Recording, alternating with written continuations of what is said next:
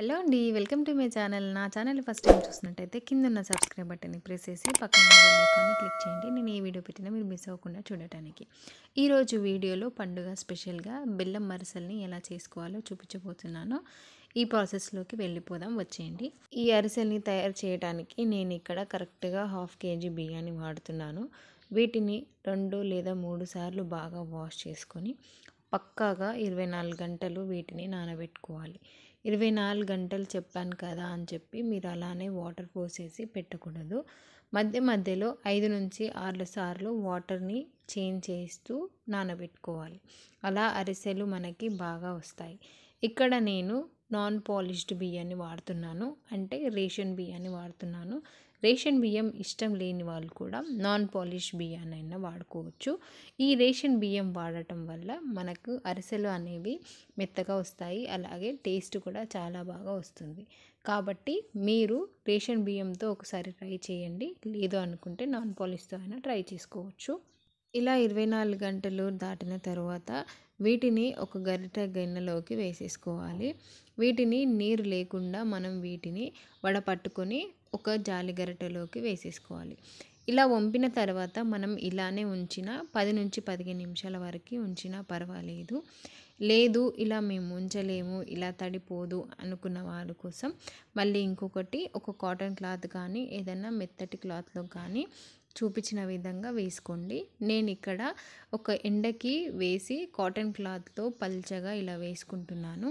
వీటిని ఇలా వేసిన తర్వాత ఒక 10 నుంచి 20 నిమిషాల వరకు అలానే వదిలేయండి. జస్ట్ తడిపోయేంత వరకు ఉంచేసి ఆ తర్వాత తీసేయాలి. మీరు ఎక్కువసేపుగా ఉంచేస్తే బియ్యం అరిసెలు అనేవి కరెక్ట్గా రావు. కాబట్టి ఒక 15 నిమిషాల తర్వాత చూడండి, బియ్యం ఇలా అవుతాయి. ఇప్పుడు మనం వీటిని తీసేసి మనం వీటిని మిక్సీ పట్టుకోవడమే. మీరు ఇంట్లో అయినా మిక్సీ పట్టుకోవచ్చు, లేదు అంటే ఇలా తడిపోయిన తర్వాత మిల్లుకి తీసుకెళ్ళి పిండి అయినా పట్టుకోవచ్చు. ఇంట్లో పట్టుకుంటే మనకి చాలా టైం పడుతుంది. మెత్తగా పట్టుకోవాలంటే మనకి ఇంకొంచెం ఎక్కువ టైం పడుతుంది. కాబట్టి మీరు చూసుకొని చాలా మెత్తగా పట్టుకోవాల్సి వస్తుంది ఈ పిండిని. కాబట్టి మీరు ఇంట్లో కన్నా మిల్లు దగ్గరగా ఉంటే మీరు మిల్లులో పట్టుకోండి. లేదు అంటే మేము ఎక్కువసేపు అయినా చేసుకుంటాము అనుకునే వాళ్ళు ఇంట్లో అయినా టైం పట్టినా మెత్తగా గ్రైండ్ చేసుకోవాలి. ఇవి మెత్తగా అవ్వడానికి టైం పడుతుంది. ఇవి మొత్తం బియ్యంగా ఉంటాయి కాబట్టి అలా కాకుండా మెత్తగా పట్టుకోవాలి.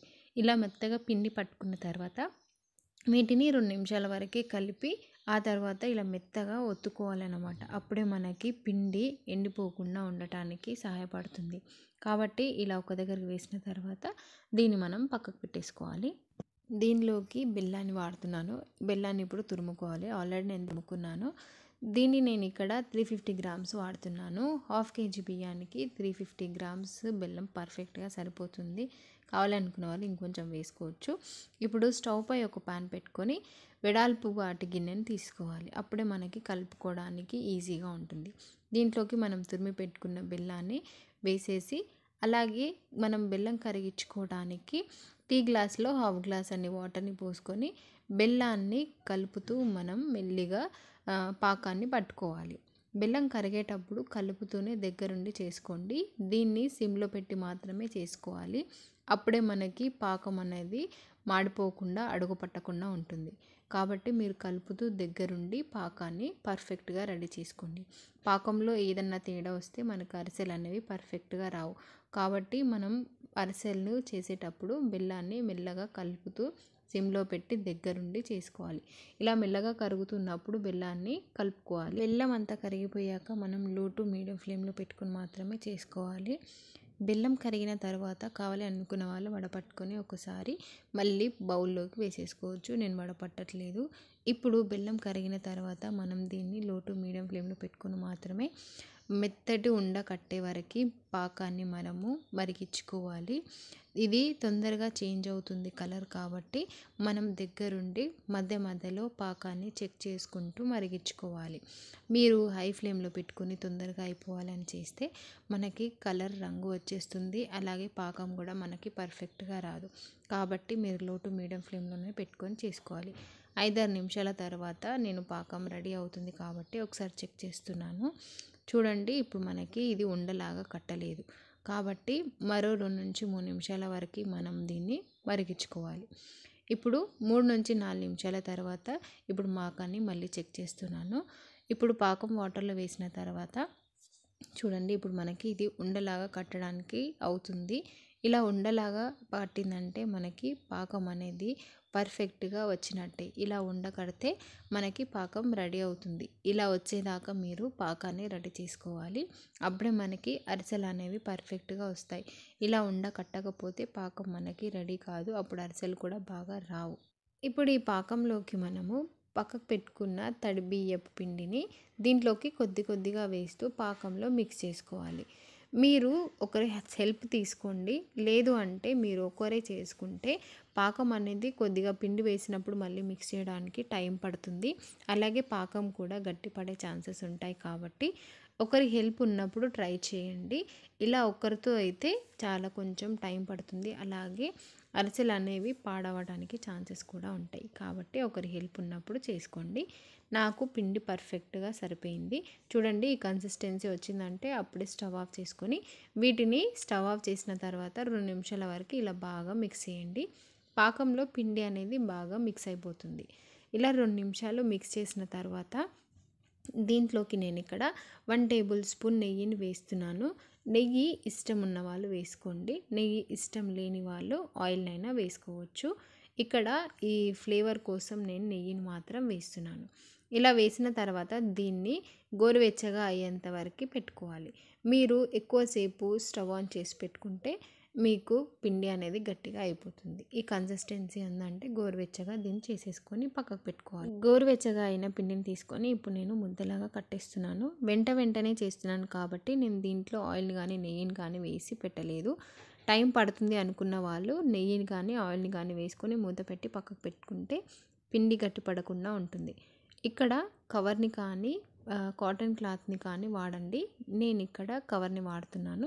దానికి కొద్దిగంత ఆయిల్ని రాసుకోండి, కవర్కి పిండి పట్టకుండా ఉండటానికి. ఇప్పుడు నేను నిమ్మ సైజులో ఉన్నంత ఉండ కట్టుకున్నాను. దీన్ని మరీ పల్చగా కాకుండా మరీ మందంగా కాకుండా చూసుకొని తాల్చుకోవాలి. ఇది గోరువెచ్చగా ఉన్నప్పుడు కొంచెం కాలుతూ ఉంటుంది కాబట్టి చూసి చేసుకోండి. నేను ఇక్కడ నువ్వుల్ని వాడట్లేదు. నువ్వులు కావాలి అనుకున్న వాళ్ళు పాకంలోనే వేసుకోండి. పాకంలో వేయడం మర్చిపోయిన వాళ్ళు నేను ఇంకో విధంగా అయినా చూపిస్తాను. ఇప్పుడు సేమ్ అరిసెలాగానే దీన్ని మందంగా పల్చగా కాకుండా దీన్ని ఒత్తుకోవాలి. ఇలా నేను చూపిస్తున్న విధంగా ఒత్తుకోండి. ఇలా మొత్తం వత్తిన తర్వాత దీంట్లోకి కొద్దిగన్ని నువ్వుల్ని తీసుకొని ఈ అరిసె పైన మెత్తగా పేస్ట్ చేసుకోవాలి, మెత్తగా కొట్టుకోవాలన్నమాట. ఇలా కొట్టడం వల్ల మనకి అరిసెలు అనేవి బాగా వస్తాయి. కానీ మనం ఆయిల్లో వేయగానే ఈ నువ్వులు అనేవి అరిసె నుండి సపరేట్ అయిపోతాయి. కాబట్టి ఇలా వేసుకోవడం కన్నా మీరు పాకంలోనే నువ్వుల్ని వేసేసుకోండి. చూడండి, ఇలా కొన్ని అలా కొన్ని మీకోసం నేను చూపిస్తున్నాను. ఇలా అయినా చేసుకోండి, అలా అయినా చేసుకొని వీటిని పక్కకు పెట్టుకోవాలి. ఇప్పుడు ఆయిల్ని హీట్ చేసుకోవాలి. వెడల్పాటి గిన్నె తీసుకొని డీప్ ఫ్రైకి సరిపడా ఆయిల్ని వేసుకొని ఆయిల్ని బాగా హీట్ చేసుకోవాలి. ఆయిల్ బాగా హీట్ అయ్యాక ఒక్కొక్క అరిసెని తీసుకొని ఆయిల్లోకి వేసేసుకోవాలి. అరిసెని వేయగానే 2 నిమిషాలకి మెల్లిగా అరిసె అనేది బయటికి పొంగుతూ రావాలి.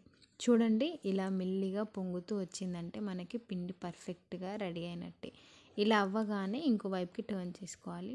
ముందుగా వేసిన వాటిది రికార్డ్ అవ్వలేదు కాబట్టి నేను మళ్ళీ రికార్డ్ చేశాను దీన్ని. సెకండ్ టైం వేసిన అరిసెలు ఇవి గోల్డెన్ బ్రౌన్ కలర్లోకి వచ్చేంత వరకు బాగా వేయించుకోవాలి. ఇవి తొందరగా రంగు వచ్చేస్తాయి కాబట్టి వీటిని దగ్గరుండి చేసుకోవాలి. ఇవి గోల్డెన్ బ్రౌన్ కలర్లోకి ఇలా రాగానే మనం ఆయిల్లో నుండి తీసేసుకోవాలి. ఆయిల్లో నుండి తీసేటప్పుడు మనం దీన్ని వెంటనే గరిటె మీద పెట్టుకొని ఇంకో గరిటెతో ప్రెస్ చేస్తూ ఎక్స్ట్రాగా ఉన్న ఆయిల్ అంతా తీసేసుకోవాలి. అప్పుడు మనకి అరిసె చాలా బాగా వస్తుంది. చూడండి ఎంత బాగా మన అరిసెలు అనేవి వచ్చాయో. మళ్ళీ సేమ్ ఇప్పుడు నేను చెప్పిన విధంగానే చెయ్యండి. ఆయిల్లో నుంచి తీయగానే వెంటనే మనం ఇలా గట్టిగా ప్రెస్ చేసుకోవాలి. అప్పుడే మనకి పర్ఫెక్ట్గా వస్తాయి.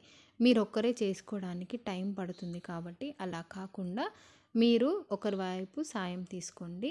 మీరు నేను ఇందాక చూపించిన విధంగా అరిసెల పైన నువ్వుల్ని ఒత్తుకుంటే చూడండి, ఆయిల్లో వేయగానే అరిసెల నుంచి నువ్వులు అనేవి సపరేట్ అయిపోయాయి. కాబట్టి అలా కాకుండా పాకంలోనే వేసుకోవడానికి ట్రై చేయండి. నేను చూపించిన విధంగా అలా వేసుకుంటే ఆయిల్లోనే ఉండిపోతాయి.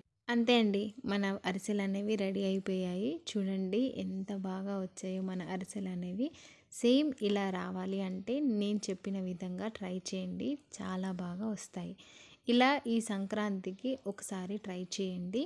అరిసెలు చేసుకోవడానికి పెద్దగా ప్రాసెస్ ఏం ఉండదు.